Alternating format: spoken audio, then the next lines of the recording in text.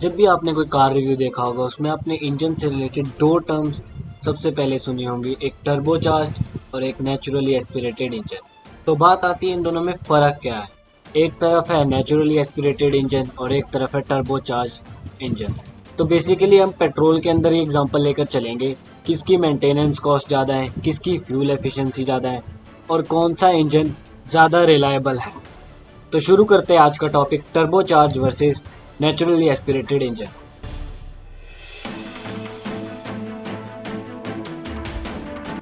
तो बेसिक से स्टार्ट करते हैं कि एक नॉर्मल इंजन काम कैसे करता है। बेसिकली आपने सुना होगा 3 सिलेंडर इंजन है, 4 सिलेंडर इंजन है, 6 सिलेंडर इंजन है और ये इंजन बेसिकली 4 स्ट्रोक प्रिंसिपल पे काम करता है, जिसका मतलब है कि 4 स्ट्रोक में आपका काम पूरा होता है जिससे कि आपका व्हीकल चल पाए। तो बात करते हैं फर्स्ट स्ट्रोक की। फर्स्ट स्ट्रोक इनटेक स्ट्रोक कहते हैं, जिसमें एयर फ्यूल का मिक्सचर सिलेंडर के अंदर आता है जिससे पिस्टन नीचे की तरफ मूव करता है। उसके बाद जब वो अपने पीक पॉइंट पे आ जाता है उसके बाद वो सिलेंडर ऊपर आना स्टार्ट होता है, कंप्रेस करता है एयर को, मतलब दबाता है। कंप्रेशन स्ट्रोक कहते हैं इस स्ट्रोक को। उसके बाद पेट्रोल इंजन की बात हो रही है एक तरह से।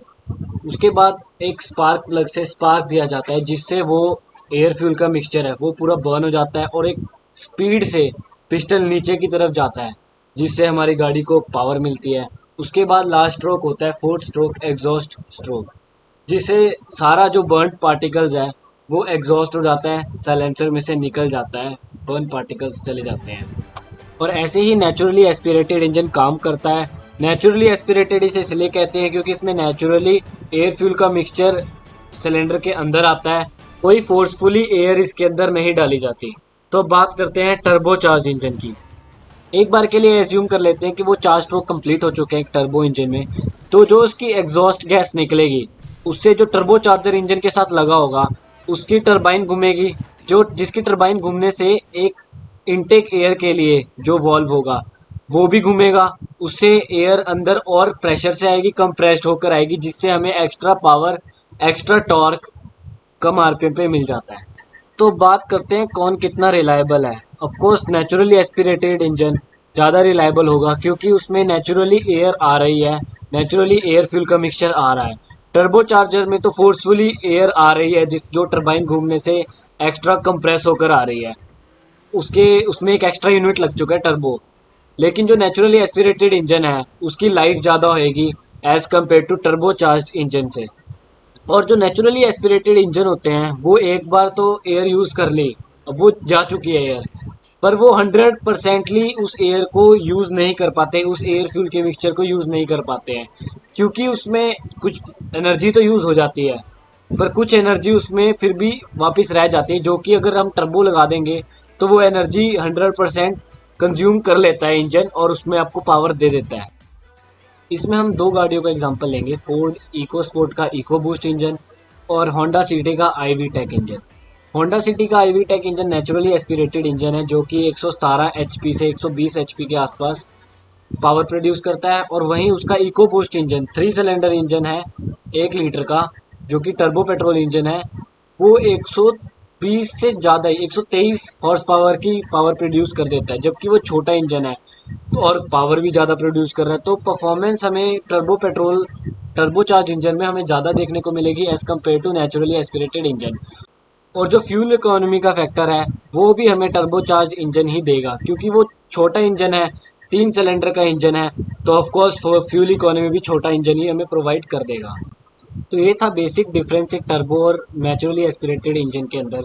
ये बेसिकली फर्स्ट स्ट्रोक में काम करता है। टर्बो चार्जर के अंदर क्या होएगा, जो पहला स्ट्रोक होगा वो एक फोर्सफुली कंप्रेसर के थ्रू एयर आएगी और नेचुरली एस्पिरेटेड में नेचुरली एयर इनटेक करेगी सिलेंडर के अंदर।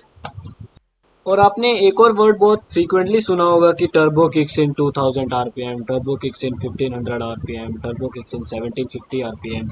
ये टर्बो किक्स इन मतलब क्या है? अब आप गाड़ी स्टार्ट कर दी, आपने चलाई गाड़ी, अब गाड़ी का जो टर्बो चार्जर है वो 1000 आरपीएम से स्टार्ट नहीं होगा, उसको एक पर्टिकुलर आरपीएम चाहिए होगी जिस पे टर्बो चार्जर अपना काम करना स्टार्ट करता है। अब इसका मतलब है कि उसे इतनी स्पीड चाहिए उसके फैन को घुमाने के लिए कि वो उसके एयर के प्रेशर को ज़्यादा कर सके, जो नेचुरली एयर आ रही है जिस स्पीड से, उस स्पीड से बढ़ा सके उसका टरबाइन। अब एक और चीज़ लोग कंप्लेंट करते हैं कि टर्बो लैग हो रहा है। अब वो क्या होता है वो भी मैं आपको बताता हूँ। एक्चुअली क्या होता है, जब आप एसेलरेट करते हो अपनी गाड़ी में, तो वो आपको जो अमाउंट ऑफ पावर चाहिए वो उसी टाइम डिलीवर नहीं हो पाती, क्योंकि उस टाइम टर्बो किक इन हुआ नहीं है और वो पूरा प्रोसेस अभी होना है। जैसे पहले एयर इनटेक हुआ, एयर इनटेक होने के बाद उसने पूरे 4 स्ट्रोक कंप्लीट किए, उसके बाद एग्जॉस्ट गैस जो निकली है उससे उससे टर्बो चार्जर की टरबाइन घूमेगी, टरबाइन कंप्रेसर को घुमाएगी, कंप्रेसर एयर को स्पीड से कंप्रेस करके वापस इंजन में भेजेगा। ये जो माइक्रो सेकेंड्स का टाइम लगता है इसे हम टर्बो लैग कह देते हैं, जो कि थोड़ा टाइम बाद आता है, पर इतना भी टाइम बाद नहीं आता कि आपको कुछ ना मिले, पर फील होता है कि थोड़ा सा टर्बो लैग हुआ है। कई कंपनियां टर्बो लैग के ऊपर भी अपना काम कर रही हैं कि टर्बो लैग को, जो इशू है इसका, उसको किसी तरह कम करा जा सके। उनका सॉल्यूशन उन्होंने ये निकाला है कि एक टर्बो चार्जर की जगह छोटे छोटे मिनी चार्जर्स लगाए जाएं, जिससे लैग मिनिमाइज हो सके। अगर अभी बात करें naturally aspirated engine versus turbo charge engine में, तो मैं आपको कहूँगा कि टर्बो चार्ज इंजन ही लेना प्रेफर करें, क्योंकि ये बेटर परफॉर्मेंस देगा और बेटर फ्यूल इकोनॉमी भी देगा। और रही बात टर्बो लैग की, वो इतना मिनिमल है कि ज़्यादा उस पर गौर नहीं किया जा सकता। तो आज के लिए इतना ही। होप सो आपको turbo versus naturally aspirated engine के बीच का बेसिक डिफरेंस पता लग गया हो। और आपके जो भी क्वेश्चंस होंगे मुझे नीचे कमेंट सेक्शन में बताना। वीडियो अच्छी लगी हो तो लाइक करना, आगे दोस्तों के साथ शेयर करना। तो मिलते हैं अगली वीडियो में।